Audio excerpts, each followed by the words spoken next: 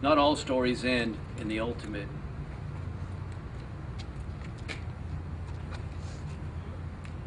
tragedy, but they can carry lifelong consequences. And now I'd like to ask Justin to come up here. He's here with his wife, Jessica, and they also have a story. Justin.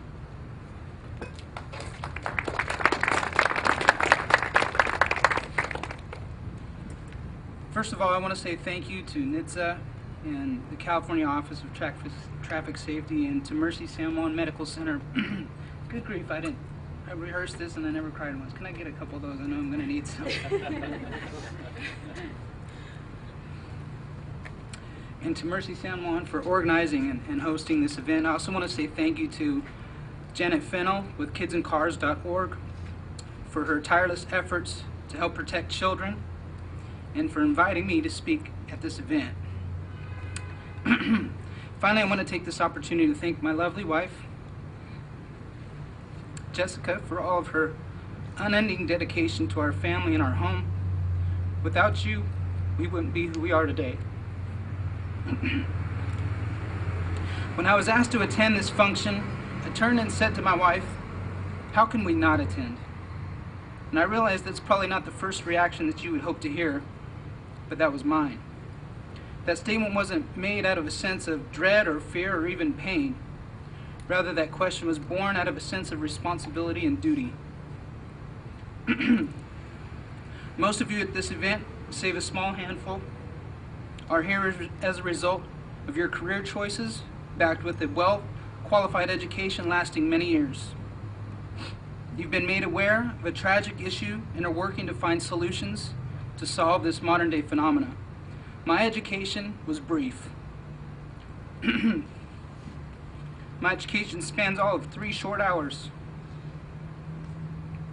That's the amount of time that our 9-month-old daughter, Sarah Corinne, spent in our van 3 years ago, 3 years, 2 weeks, and 1 day ago. The goal I have for this event here today is not to have you relive that event with me, nor do I wish you to experience our lives since that time. I'm not here to tell you about the year after those 3 hours, when my wife was scrutinized and accused as a felonious child abuser. There are no words that can describe the feeling of seeing your precious 9-month-old princess literally moments away from death in the very place you put her to keep her safe. To see her breathe the same shallow breaths that my grandmother was breathing the day that she passed away. I can't describe to you what it feels like to rush her in the house, and when you're wrapping her in a water-soaked towel, to have the overwhelming thought go through your mind, "I can't believe she's going to die in my arms." There are no words that would adequately describe any of the horrors and challenges that we've faced since that time. I can't properly describe the weeks in the hospital, holding meetings with doctors who say she only has 3 days to live, and mix that in with interrogations from well-meaning investigators and social workers. Nor can I describe the feelings and experiences of the last 3 years during this long process of recovery, when recovery seems to be just a fleeting fantasy. I can't tell you what it feels like to walk past her bedroom door not more than 3 weeks ago and hear her muffled crying and sobbing from not being able to roll over on her own yet. And when I open the door, I see her hand in her mouth covered in blood because she doesn't have control over her biting reflex, and her finger just happened to be in her mouth when she woke up. In all reality, there are no words that can express any of the experiences that we've had, and there have been many more since that time. So my goal, born of the duty of responsibility that comes with my education and experience, is to prevent anyone from knowing my experiences and prevent this education that my family still receives to this day.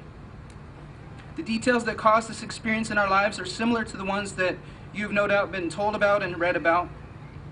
My wife and I had a miscommunication while driving home from a family funeral. It was always my duty to bring the babies in from the van, from our 3 older boys when they were babies, to our daughter. For 10 years, I always brought the baby in because they always sat behind me on my side of the van. This time, I thought that I had communicated to Jessica that she was to bring her in. But unfortunately, that's not the message she received, and she heard something different. And as a result, we each thought the other had brought our baby girl inside and placed her in her crib to finish her nap. Not once was she ever forgotten.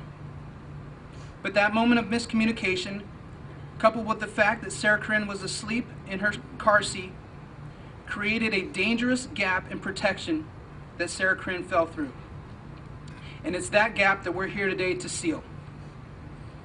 Due to the events in our lives, I myself have had an audience with and made efforts to bring technology to a major car seat manufacturer that would help seal that gap in protection.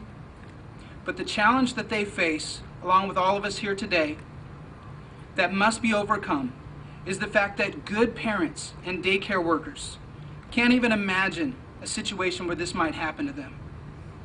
Good parents don't just say, that would never happen to me. You see, good parents don't even consider that it could happen. Distractions and miscommunications are just that. They are moments and situations that fool good parents into thinking that everything is still okay. They already think that everything is covered. And education, while absolutely necessary and beneficial, cannot prevent these moments and situations. We know this because if you ask any parent or daycare worker who have inadvertently left their child in a vehicle, would you have retrieved the child if they'd been alerted? The answer, of course, would be a confused look on their face. They say, absolutely, of course, almost offended, with great conviction. And then we get to think about the word if again, with added sorrow in our hearts. And for that reason, mandated technology is the key to sealing the gap in protection. I love a quote I heard from Jeanette Fennell. It's Jeanette Fennell. Since when did it become more important not to have a dead car battery than a dead child? And while I have this opportunity, there's something I really want to express. Mine and Jessica's circumstance with Sarah Corinne is similar in so many ways to that of parents like Haley, who have lost a child due to this gap in protection. But we still won't know the pain and experience that you've been through. We have the privilege of enduring her recovery process, challenging as it is. But we get to look at August 16th, 2008, not as a tragedy, but as the day that God saved our little girl's life. And Haley, we want to express that we're truly sorry for your loss. There are many times that I've been upset with God and hurt that Sarah Corinne's healing and recovery has taken even this long, but I'm truly thankful and grateful to have the opportunity for recovery and healing in her life. I also want to express how proud I am of my daughter, Sarah Corinne. Throughout this process, she's exhibited tremendous strength and determination, and I have complete faith that she will recover fully from her injuries. If you'd like to follow her recovery progress, we'd like to welcome you to do that. You can do that by liking her page on Facebook. It's simply facebook.com/Sarah Corinne Joy. That's Sarah with no H and Corinne with one R and two N's. I want to close with a reminder of how I opened my time with you.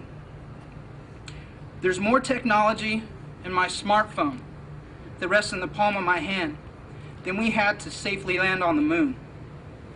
The technology exists today that would significantly seal the gap in protection of our children and those who care for them.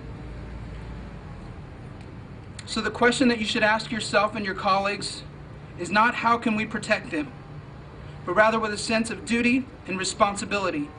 Ask yourself and your colleagues, how can we not? Thank you.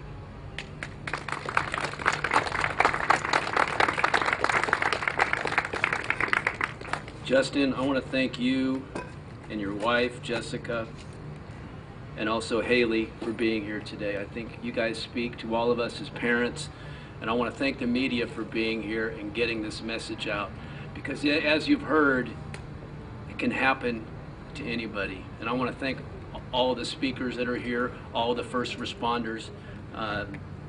And now the press is invited to view the demonstration car with the inside and outside tent showing, which is right here. And all of the speakers are here for interviews. And we're also having a town hall meeting in just a few minutes, which is over in Lucan's Auditorium, which is just inside the medical center. And we have staff that can lead us there in just a few minutes. So I want to once again thank everyone for coming. I want to thank the administrator for being here, you showing your support for what we're doing here in California, and our ability to also support what you're doing, I think really makes a difference. So Ron, thank you again for being here.